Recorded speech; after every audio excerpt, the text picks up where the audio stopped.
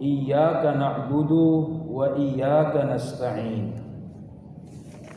Pada halaman-halaman sebelumnya kita sudah jelaskan bahwa ada faedah mengapa Allah Subhanahu wa taala mengawali firman-Nya dengan kata iyyaka, yaitu hanya kepadamu. Sebagaimana kita ketahui, struktur yang tepat dalam berbahasa itu adalah objeknya diletakkan di akhir. Saya minum air, gitu kan? Ya, kita makan nasi. Ini adalah struktur yang baku. Tetapi ketika Allah berfirman di dalam surah Al-Fatihah, dan ingat Al-Quran tidak bisa diubah, ditukar, diganti harakatnya, ditambahi, didiskon, dikurangi, tidak bisa. Nah, Al-Quran sudah paten, sehingga kita sekarang mengkaji, kok bisa bahasa Al-Quran itu tanda kutip misterius, aneh, ya kan? Jadi dibalik, harusnya itu kita menyembah Allah. Kenapa firman Allah iyyaka na'budu wa iyyaka nasta'in? Dibalik, Allah kita sembah, ya kan? Wa iyyaka nasta'in. Bagusnya itu kalau kita tanya pakar bahasa, kita minta pertolongan kepada Allah. Itu yang strukturnya itu, subjek, predikat, objek. Nah, minggu lalu juga kita bahas. Nah, kenapa kalau dibalik? Kenapa dibalik? Nah, maka salah satu penjelasan dari pertemuan kita sebelumnya adalah karena mengutamakan objek daripada predikatnya. Ya, iyyaka na'budu berarti yang paling pokok adalah menyembah Allah. Ya, yang paling pokok adalah Allahnya yang kita sembah. Percuma kita sholat 1000 rakaat kalau niat kita tentunya bukan kepada Allah Subhanahu wa taala. Oke. Jadi yang kita utamakan, jadi kalau kita pilih ini, ibadah atau Allah, tentu yang kita pilih adalah Allah. Ya, diberikan contoh ada orang misalkan yang orang basis, tentara, polisi, dipelaki di utama, ya kan? 3 bulan di situ basis, pakaiannya itu terus. Ya, bagaimana itu Ustaz? Tidak sholat itu najis kotor banyak tanahnya dan seterusnya. Jadi 3 bulan berturut-turut kali 5 waktu sudah berapa puluh ratusan sholatnya tidak dilakukan. Ya, ada teman saya begitu, saudara. Saya ini tidak sholat ke kemarin 3 bulan berturut-turut. Tidak, kurang 1 hari. 1 hari pertama ya. Kenapa? Pakaian saya kotor, tidak mau sholat dan seterusnya. Nah, kalau ibadahnya kita lihat, oke. Tetapi saya katakan, sembahlah Allah dalam keadaan sesuai dengan kemampuan Anda. Jadi apa yang melekat di pakaian ketika itu ya kita sholat, ya kan? Berarti insya Allah kita utamakan Allah daripada yang lainnya. Jamaah rahimakumullah, sekarang kita lanjut. Kenapa kata ibadah ini berdekatan dengan kata pertolongan? Kan Allah berfirman, iyyaka na'budu wa iyyaka nasta'in. Atau kenapa tidak dibalik? Iyyaka nasta'in wa iyyaka na'budu. Di sini dikatakan bahwa al-ibadatu aula minal isti'anatu. Ibadah itu lebih utama daripada meminta segala sesuatu. Ya. Jadi kita ketika beribadah kepada Allah itu lebih afdal daripada meminta. Jadi Ustaz, tak usah minta, tunggu dulu. Ketika kita beribadah kepada Allah, sebenarnya rahasianya apalah makin itu. Walaupun kita tidak minta. Contoh, tadi pagi kita sholat duha, ya kan? Kita sholat berarti ibadah, ya. Walaupun misalkan ketika kita sudah sholat duha lupa baca doanya, Allahumma inna duha'aka, gitu kan? Ingkana rizki, ya Allah kalau rezekiku, dalekku, werekku itu masih ada di langit ya Allah, kasih turungi, ya kan? Kalau jauhin ya Allah, kasih dekat-dekati kodong, sikit dekji, kasih tambah-tambahi, begitu kan doa kan? Nah, anggaplah kita lupa doa. atau bahkan tidak hafal ini doanya, teksnya yang biasa kita kantongi dilupa. Bagaimana? Nah, ketika kita beribadah itu sudah doa jamaah. Itu sudah doa. Jadi ketika kita sholat duha itu sudah termasuk di dalamnya doa. Berarti ibadah itu di dalamnya doa. Tapi kalau doa atau minta itu belum tentu. Belum tentu di dalamnya semua ibadah kepada Allah Subhanahu wa taala. Tadi contoh sambayan tak jamaah. Ya. 3 rakaat maghrib. Apa isinya semua? Mulai dari bacaan doa iftitahnya. Itu semua doa. Namanya doa iftitah, berarti doa. Ya kan? Belum lagi bacaan-bacaan yang lain. Ya, sampai kita matahiyat. Apalagi duduk di antara 2 sujud itu, Rabbighfirli warhamni wajburni, itu semua doa. Kalau begitu kita kembali. Lebih utama itu ibadah daripada doa secara umum. 1. Makanya didahulukan ibadah. Oke. Yang kedua, kenapa ibadah didahulukan daripada meminta kepada sesuatu? Karena al-ibadatu haqqullahi wal i'anatu haqqul ibadi. Oke, apa artinya? Dijelaskan dalam kitab tafsir bahwa ibadah itu adalah haknya Allah. Jadi Allah disembah itu haknya Allah. Sementara kita memohon minta pertolongan itu hak tak jamaah. Yang mana lebih tinggi? Hak tak atau haknya Allah? Tentu haknya Allah Subhanahu wa taala. Jadi kalau begitu kita dahulukan kepentingan Allah daripada kepentingan kita. Begitu. Jadi enak ini ketika kita belajar tafsir, terkadang ulama-ulama kita mengkaji apa kira-kira di balik rahasia mengapa Allah Subhanahu wa taala berfirman dengan ayat begini dan seterusnya. Jamaah rahimakumullah. Tapi harus kita ketahui satu hal. Ulama sepakat tentang ibadah itu wajib kita lakukan dengan cara wahdaniyah atau tauhid. Tidak boleh mensyarikatkan Allah, tidak boleh musyrik, dan tidak boleh ada namanya perantara. Ulama sepakat. Makanya orang musyrik dikatakan, di sini, illa liyuqarribuna ilallahi zulfa. Ini namanya menafsirkan Al-Quran dengan Al-Quran. Itulah enaknya kalau kita belajar tafsir.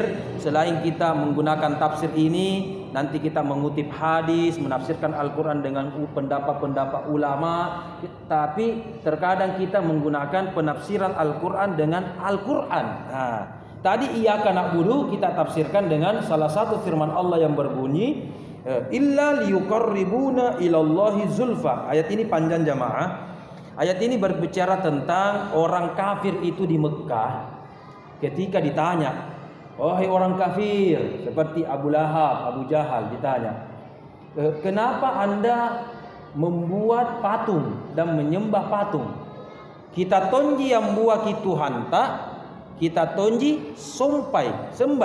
Ada apa ini Abu Lahab, Abu Jahal? Kenapa ini? Anda begini. Dia katakan, bukan patung itu kusembah, bukan. Ini sebagai perantara. Makanya ia mengatakan illa liyuqarribuna ilallahi zulfa. Saya juga mau menyembah Allah, tetapi saya kotor, maka saya butuh perantara.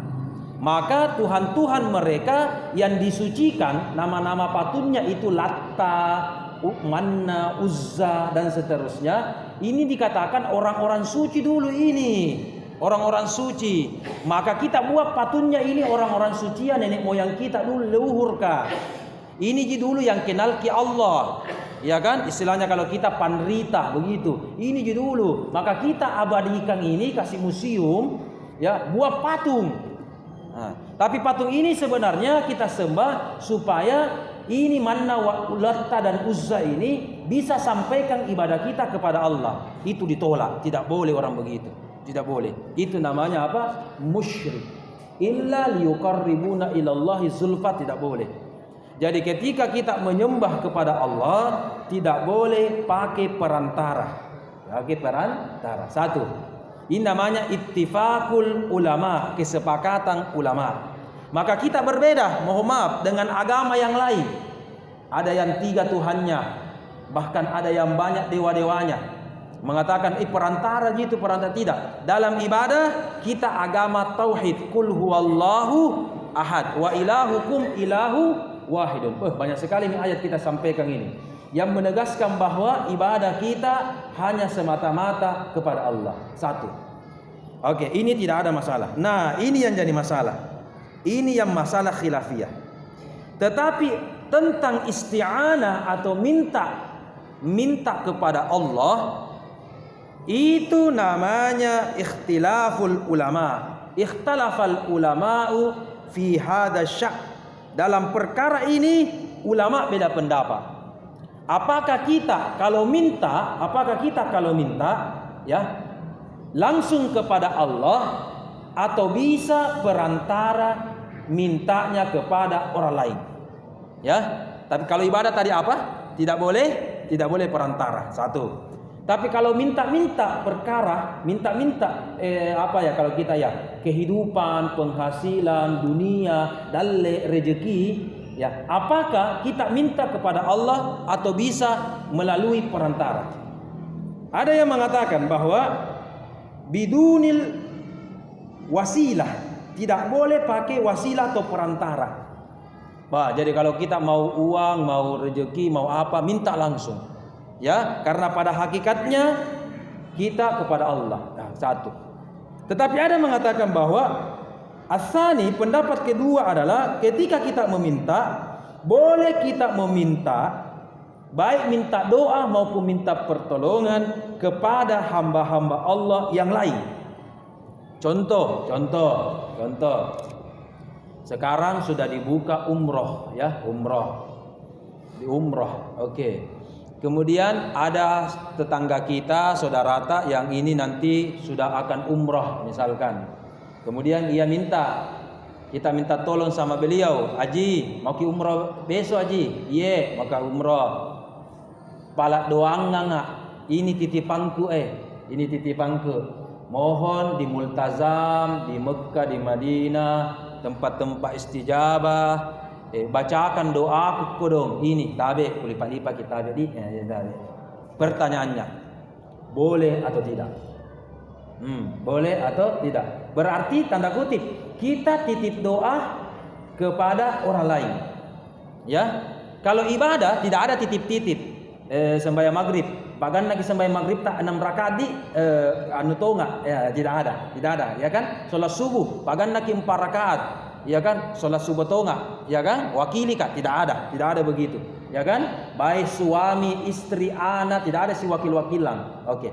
Tapi kalau ibadah yang namanya ibadah doa kepada Allah Subhanahu wa taala, minta sesuatu, apakah langsung kepada Allah? Nah, apakah kita bilang saribatan, kita tomo berdoa, ini kan para luta kebutuhan tak jangan mau saya, tidak mau jangan aku terima saya begini, kau tomo doa sendiri. Satu. Atau bilang, oh iya boleh, saya bantu ki, ya kan, di tempat-tempat tertentu insya Allah saya bacakan kini, semoga Allah Subhanahu wa taala mengabulkan. Tetapi berarti ujung-ujungnya Allah yang kabulkan, ya kan, bukan orang ini, ya kan, ujung-ujungnya adalah Allah. Ya, contoh di dalam doanya, minta ki rezeki, ya kan, minta ki rezeki. Oh, anak-anak kodo mau masuk pesantren, mau masuk ini, ya, mau menikah, ada uang panaiknya dan seterusnya misalkan, ya. Ya, apakah ini umrohnya yang tadi dari umrah yang kasih uang? Tidak kan? Tetap Allah yang kasih dengan ada jalan-jalannya. Nah, di sini dikatakan ketika kita minta pertolongan atau berdoa itu bisa melalui perantara, baik titipan-titipan kepada orang lain dan seterusnya. Jangan makin jauh-jauh jamaah. Kita seorang buruh dapat gaji dari bos, ya kan? Bos dapat gaji lagi dari bosnya. Ujung-ujungnya memang Allah yang kasih. Tetapi ketika baik sama bos Iya kan? Nah kasih ki raci-raci nah kasih ki pesangon, nah kasih ki uang, nah kasih ki bonus-bonus dan seterusnya. Di sini dikatakan boleh bertawassul atau berwasilah begitu. Ini pendapat kedua. Kalau pendapat pertama tadi tidak, ya. Nah, pendapat kedua ini bahkan bisa terbagi beberapa pendapat. Ini lebih dalam lagi. Yang pertama, titip doanya itu hanya kepada al-ahya minal mu'minina was-salihina dan seterusnya. Apa artinya? Ketika kita minta tolong, ya, hanya kepada yang hidup. Termasuk mohon maaf, pinjam uang. Itu kan minta tolong juga itu. Minta tolong dulu pinjam atau minta dulu 10.000 kok dong, dapat makan ini seharian, misalkan begitu kan? Minta saja, minta atau bahkan minta utang, oke? Ya, minta bantuan. Di sini ada dikatakan al-ahya. Nah, ini masih rana yang masih dibenarkan. Tetapi ada yang masalah khilafiyah jamaah, khilafiyah. Ya, apa itu khilafiyah? Ulama beda pendapat. Ada mengatakan boleh, ada mengatakan tidak boleh. Yaitu apa? Ketika meminta sesuatunya, meminta doanya itu kepada yang tidak hidup lagi. Contoh. Nabi Muhammad sallallahu alaihi wasallam dulu ketika pada 1 Hijriah di tengah-tengah sahabat itu statusnya apa? Masih hidup. Satu, ya, masih hidup. Nah, sekarang kalau jamaah ditanya, talasa inji itu Nabi Muhammad, apakah Nabi Muhammad masih hidup? Ya kan? Jawabannya tentu, ada kuburannya, Ustaz. Kalau Anda katakan hidup, ada kuburannya, Ustaz. Ya kan? Di Masjid Nabawi. Berarti apa itu statusnya? Oke. Nah, ada sebagian orang, ya, ketika meminta sesuatu itu mengatasnamakan Nabi Muhammad sallallahu alaihi wasallam. Ini khilafiyah. Ya, dia bertawassul atau berwasilah menyebutkan nama Nabi Muhammad sallallahu alaihi wasallam dalam doanya. Menurut sebagian ulama dikatakan makbul, ya, dan menurut ulama yang lain di sini dikatakan mardud. Mardud. Jadi ada dua pendapat. Ada mengatakan tak usah lagi minta begitu. Ini kan istilahnya mate nih. Ya kan? Yang hidup saja. Lumayan kalau nak kasih atau tidak. Di sini dikatakan bagi yang al-amwat, bagi yang sudah mendahului kita, ada yang tetap menggunakan minta bantuan itu, ada juga tidak. Sekarang kalau kita pusing, saya berikan contoh yang paling realitas. Kita di Makassar ini memiliki seorang tokoh yang ulama, bahkan tokoh ini terkenal di 3 negara. Baik di Indonesia bukan hanya di Sulawesi, bahkan di Banten, bahkan di Ceylon atau Sri Lanka, bahkan di Afrika Selatan, yaitu Tuan Salama. Nah, coba kita lihat orang yang berada di Kokbang sana. Ya, kalau mereka pergi berziarah di Kokbang, yang ia lakukan adalah na'budu, iyyaka na'budu, nasombai. Itu pertanyaan besar. Kalau begitu sepakat, tidak boleh. Masa Tuan Salama ini sama-sama jadi hamba Allah, menyembah hamba Allah, hamba menyembah hamba, ata menyembah ata. Berarti tidak boleh. Satu. Ya. Tetapi yang paling bagus kalau kita ke sana, apa bedanya kalau kita pergi berziarah di hadapan orang tua kita, nenek kita, leluhur kita. Iya kan? Berarti kita mendoakan beliau. Oke? Mendoakan beliau. Ustaz, buat apa kita doakan beliau? Ingat, kita kena pasal, kena hadis Nabi, siapa yang mendoakan orang lain, ya, maka itu insya Allah doanya tak pantul jamaah. Ya, Saya lupa teks redaksi aslinya ini, tapi secara umum kalau kita mendoakan orang lain, maka itu akan tapantul. Contoh, Ustaz, sehat-sehat ki Ustaz, Haji, sehat-sehat ki. Jadi walaupun saya tidak katakan sehat-sehat ki Haji, semoga saya juga sehat Kak, begitu kan? Ya, jadi filosofi dari orang yang berdoa, yang mendoakan orang lain, itu filosofinya adalah tapantul, tapantul, bagaikan karambol, biliar, tapantul gitu. Nah, jadi kalau kita bilang sehat-sehat ki, panjang umur ki, ya kan? Semoga rezeki kita banyak halal, itu ya, kita doakan orang lain. Pergi pengantin, insya Allah soleha, sakinah, mawaddah, ya kan? Oke, maka itu tapantul.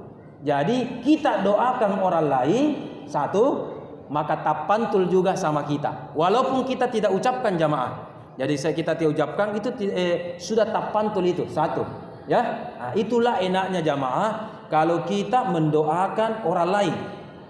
Ya, mendoakan orang lain, karena mendoakan orang lain filosofinya adalah mendoakan orang lain plus mendoakan diri sendiri. Jadi dua didapat. Kalau mendoakan sendiri ki, ya Allah semoga dapat ke anakku kan kita ji. Tapi kalau enaknya mendoakan orang lain didoakan, itu juga secara hakikat, secara filosofinya kita juga mendoakan diri sendiri. Nah, ketika kita mendoakan orang lain, ya, maka apa tadi filosofinya jamaah hakikatnya? Maka kita mendoakan orang lain, filosofinya itu tapantul sama kita. Mendoakan seorang lain, semoga jenazah ini diampuni dosanya ya Allah, ya kan, diterima amal ibadahnya. Kita sholat jenazah, kita dengar ada tetangga tak meninggal, diterima, diampuni, dirahmati ya Allah, husnul khatimah ya Allah, misalkan begitu kan. Berarti bagaimana? Besok-besok juga kita mendoakan seakan-akan nanti di akhir zaman kita, akhir hayat kita juga mendapatkan hal demikian. Begitu kan? Begitu. Berarti kita kembali. Ketika ada orang pergi berziarah kubur, makam, kemudian dia beribadah, bahaya, itu musyrik. Tetapi kalau mendoakan ulama-ulama kita, itu yang benar, mendoakan beliau semoga Tuhan tasalamaka ini jasa-jasanya, ya kan, diampuni dosanya, dimasukkan surga. Itulah yang boleh. Sama kalau kita menziarahi orang-orang tua kita yang lainnya, ya. Oke. Jadi memang kalau tentang berziarah ini jamaah, ada orang mengatakan tak usah itu pergi ziarah. Ada orang begitu. Doakan saja. Oke, boleh juga begitu. Tetapi coba kita lihat. Orang yang haji, orang yang umrah pasti ke Madinah jamaah, pasti ke Madinah. Pertanyaannya, apa Nabi bikin di Madinah? Apa Nabi bikin? Orang haji 3 hari 5 hari saja di Mekah bisa maki haji. Jadi orang naik haji, orang juga naik umroh, ya. Biar tidak ke Madinah, itu sudah sah umrohnya, sudah sah apanya? Hajinya. Benar atau salah?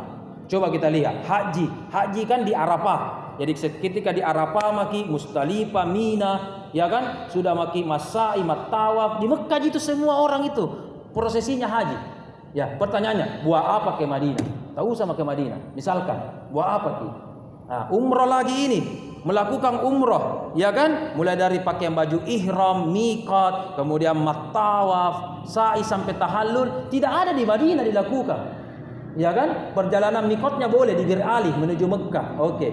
Tetapi semua rangkaiannya di mana? Di Mekah. Kalau begitu, pertanyaannya, kenapa orang ke Madinah? Kenapa orang ke Madinah? Ya kan? Banyak alasannya, diantaranya banyak fadilahnya kalau kita sholat di Madinah, ya kan, berapa rakaat, dan di sana juga ada apa? Makamnya rahmatan lil alamin, Nabi Muhammad sallallahu alaihi wasallam. Kalau begitu jangan makin pergi siarah, kalau begitu jangan makin juga pergi di Madinah, ya kan? Nanti kalau ada pembimbing haji ki umrah, Ustaz, jangan saya ke Madinah Ustaz, di Mekah terus misalkan, begitu kan? Tapi tidak. Jadi jawabannya itu kalau menurut saya dua-duanya benar. doakan orang-orang tua kita yang mendahului, ya. Kalau sempat tidak ada salahnya, tak kala lewat atau apa, kita juga ziarahi makamnya, tidak apa-apa. Yang salah adalah kalau kita menyembah hal tersebut. Sudah habis. Kalau yang salah adalah kalau kita menyembah itu tadi musyrik. Tetapi kalau sekedar mendoakan itu boleh jamaah, ya, mendoakan dasar. Nah, kita kembali karena tema kita ini ada dua, yaitu ibadah dan berdoa. Ibadah itu hanya kepada Allah, tidak boleh perantara. Sementara doa bisa kita mendoakan orang lain, baik yang hidup maupun yang mati. Betul? Dan boleh juga kita titip-titip doa. Contoh, kita pamit sama orang tua kita dari kecil. Kita di sini di Bugis Makassar diajari sebelum ke sekolah bagaimana salim dulu. Sebelum dapat bokong uang jajan, ya kan biasa, ya nak selamat kina, ya kan, itu kan biasa begitu, duduk baik-baik nak, selamat ki, insyaallah belajar ki, anu kina, ranking 1 kina, belajar pintar-pintar kina, bisa kan begitu kan? Berarti kita minta apa? Minta titip doa sama orang tua. Ini praktek kita ya, minta doa sama orang tua. Berarti kalau begitu secara umum boleh-boleh saja kita minta bantuan orang lain untuk mendoakan, ya. Cuma tadi yang khilafiyah itu yaitu bagi al-ahya'i dengan al-amwat itu masalah khilafiyah. Tetapi secara umum bagi yang hidup boleh-boleh kita saja untuk titip-titip doa dan seterusnya, ya. Sisa 5 menit, 7 menit. Sebelum kita tutup, ada yang ingin bertanya jamaah tentang ibadah dan doa ini? Sebelum kita melangkah ke paragraf berikutnya, saya teringat karena saya tinggal di daerah utara, dibesarkan di daerah utara di Barukang sana, ada semacam kebiasaan di sana, ya, yaitu misalkan seperti ini, apakah malam Jumat, apakah menjelang Ramadan atau sudah Lebaran, yang sudah Lebaran, ada di sana semacam orang buat atau sediakan kapara. Apa bolehnya kapara kan? Ya, ada nasinya misalkan, juku boluna, ya kan, lauknya, bahkan sampai kopinya kalau perlu, air minumnya, tehnya, ya. Oke. Apa namanya ini? Apa namanya ini jamaah? Masuro baca atau baca masuro baca. Iya. Oke, mari kita lihat hubungannya dengan tema kita sebelum kita tutup, ya. Ini namanya kearifan lokal. Di mana posisinya masuro baca ini? Apakah iyyaka na'budu atau masuk di posisi yang mana? Coba. Ada orang mengatakan masuro baca haram, tidak boleh. Kenapa masuro baca Ustaz? Itu makanan atau apa? Mau sampai apa itu kepada almarhum? Mau sampai apa? Oke, berarti yang dia lihat makanannya kaparana satu, ya. Tapi mari kita lihat apa namanya ini. Bukan mengirim makanan, mengirim paket kepada almarhum. Iya kan, buat apa itu nasi, ayam kepada almarhum? Itu kan sudah halus. Sementara ini kan makanan fisik. Oke, apa namanya ini? Tradisi masuro baca. Masuro berarti minta tolong, ya. Baca apa artinya jamaah? Baca berarti doa. Minta orang itu, Pak Imam atau siapa untuk mendoakan. Ini Ustaz, doakan ini nenekku, masuro baca ini kaparaka, ku doakan ini untuk niatnya ini Ustaz, untuk nenekku begini. Minta orang untuk mak baca, atau minta ustaz, minta imam untuk mendoakan almarhumah, misalkan neneknya yang baru-baru meninggal tahun lalu, misalkan. Pertanyaannya, kita kembali tadi pelajaran kita hari ini. Minta orang lain untuk mendoakan baik almarhum atau almarhumah yang hidup atau yang mati, boleh atau tidak? Boleh atau tidak? Ya kan? Contoh, buat apa kita sholat jenazah kalau tidak mendoakan almarhum? Apa gunanya sholat jenazah? Ya kan? Sholat jenazah coba lihat, tidak ada sujudnya, tidak ada rukuknya. Apa semua doanya? Mulai dari Al-Fatihah itu doa. Yang kedua salawat, itu juga doa. Allahumma Allahumma, itu salawat, doa juga. Belum lagi takbir ketiga, Allahumma, doa juga. Lam maghfir lahu, lam naghfir laha, doa juga. Rakaat keempat doa. Sudah salam, mak doain jiki jamaah, mak doain jiki. Ya kan? Mak doain jiki, berarti doa. Ya. Kalau begitu, buat apa kita lakukan fardu kifayah, mendoakan, mensolati jenazah, kalau kira-kira tidak ada di manfaatnya bagi jenazah? Kalau begitu, mau saja seperti mau misalkan kucing langsung saja dikubur, begitu kan? Buat apa kalau begitu? Ya kan? Nah, pasti saya yakin ini jamaah, pasti doanya yang hidup ada pengaruhnya kepada doanya yang meninggal. Ya kan? Pasti ada pengaruhnya. Kalau begitu, ada hubungannya. Yang hidup mendoakan yang mati. Besok-besok kita lagi kodok mati, didoakan sama anak cucuta. Begitu kan? Jadi si balas-balas lagi. Oke, kita kembali. Nah, kalau begitu, Mas Suro baca. Jadi, ketika betul ini ada makanan, bukan ini makanan yang kita kirimkan kepada almarhum, itu salah. Kalau ada orang di sana, orang utara sana, yang menganggap ini makanan yang sampai, itu harus diperbaiki. Itulah Nabi bilang orang musyrik. Masa makanan yang sampai, mau apa ini makanan? Ya kan? Tapi ingat, filosofi dari Mas Suro baca. Apa bacanya? Ya kan? Kirimkan doa, misalkan Allahumma, Rabbana, kepada siapa? Ini. Ya kan? Kirimkan Al-Fatihah kepada almarhum, almarhumah. Ini yang sampaikan kepada almarhum, ya kan, Ustaz? Tapi kenapa pengen ada makanannya? Apa makanannya ini? Sebenarnya boleh di jamaah tanpa makanan, boleh ji. Ustaz, pikir dulu Mas Suro baca. Apa ini? Tidak ada makanan. Boleh ji. Tetapi ada tradisi kita orang Makassar, orang Bugis Makassar, kalau orang dipanggil bertamu, minimal ada air putih. Ini lagi tidak minta kah ada air putih.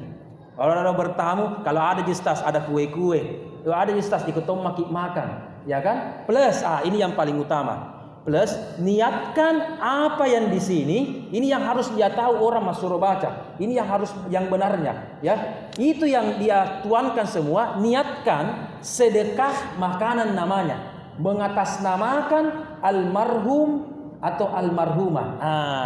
Berarti itu boleh. Ya, itu boleh. Ustaz, kenapa bisa Ustaz?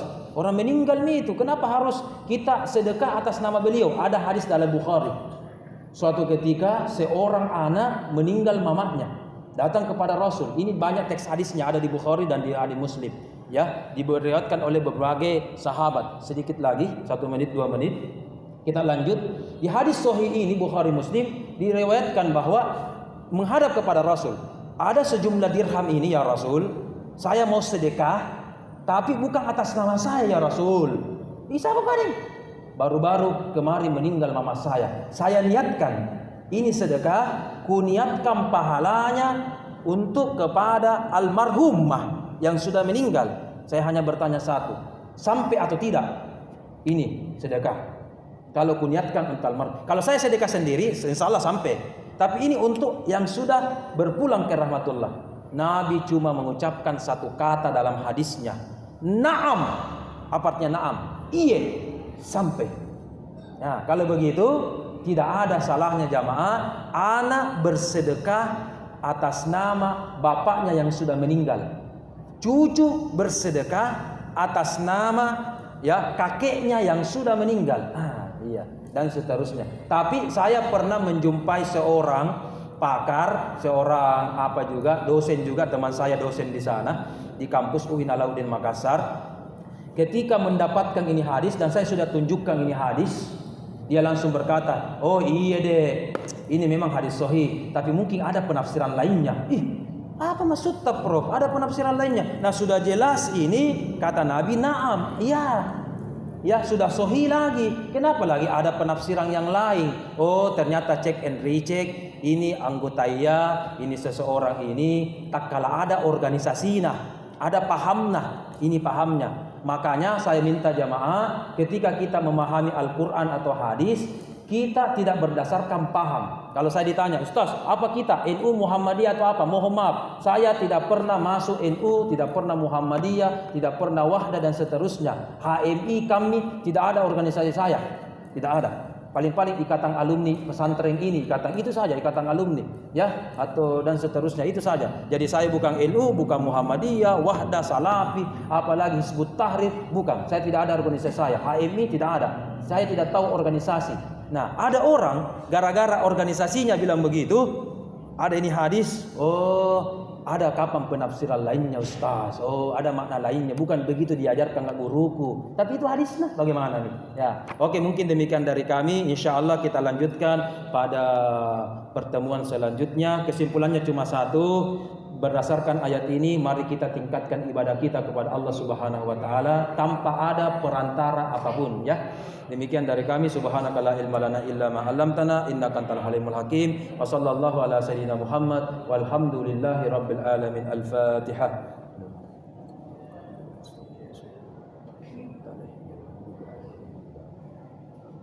Demikian, assalamualaikum warahmatullahi wabarakatuh. Terima kasih.